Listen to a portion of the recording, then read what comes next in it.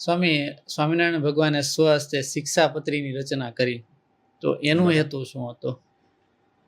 ભગવાનને શિક્ષાપત્રી લખવાનો હેતુ એટલો જ હતો કે વેરાયેલો સમાજ એક થાય, વિફરેલા લોકો શાંત થાય, પોતે આ લોકમાં શાંતિપૂર્ણ જીવન જીવી શકે. જેને આ લોકમાં જીવન જીવતા નથી આવડતું એ પરલોકમાં કઈ રીતે જીવી શકશે? પોઈન્ટ 1.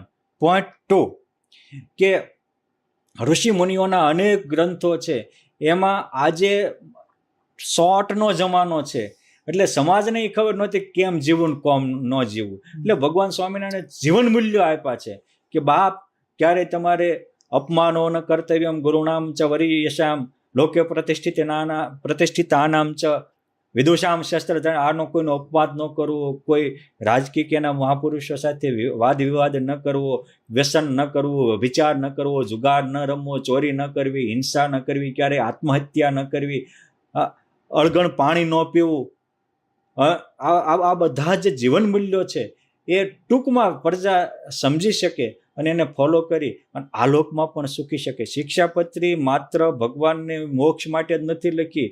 શિક્ષાપત્રી આપણી આર્થિક સમૃદ્ધિ પણ સુરક્ષિત રહે એટલે લખી છે, આપણું શારીરિક સ્વાસ્થ્ય પણ સારું રહે એટલા માટે લખી છે, આપણો પરિવાર પણ અતિ ઉત્તમ બની રહે એટલા માટે લખી છે, આપણો રાષ્ટ્ર પણ ઉત્તમ રાષ્ટ્રનું નિર્માણ થાય એટલા માટે લખી છે.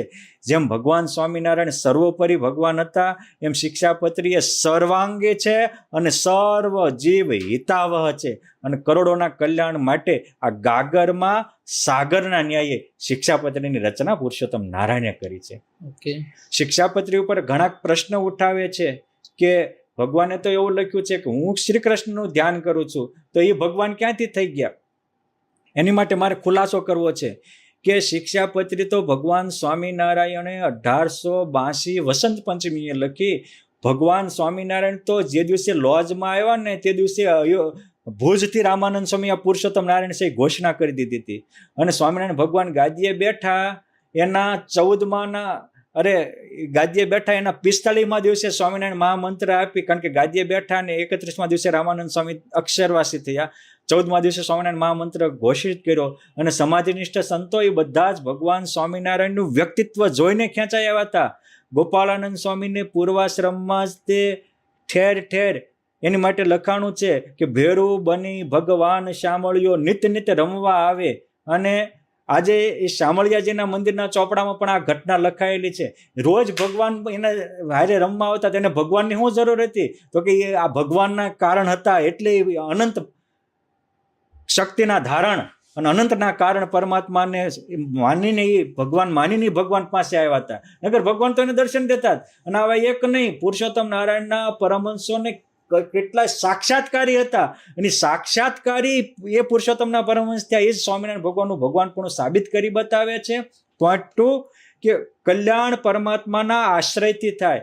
કોઈ વસ્તુનો નિર્ણય આખું વાંચીને લેવાય. એક ટુકડાથી નિર્ણય લો તો અધોગતિને પામો, બીજાને પણ ખોટા રસ્તે આપણે ચડાવનારા બનીએ. શિક્ષાપત્રીમાં 114 વાર ભગવાન સ્વામિનારાયણ મમાશ્રિતા મમાશ્રિતા મમાશ્રિતા મામકાહા એવું લખ્યું છે.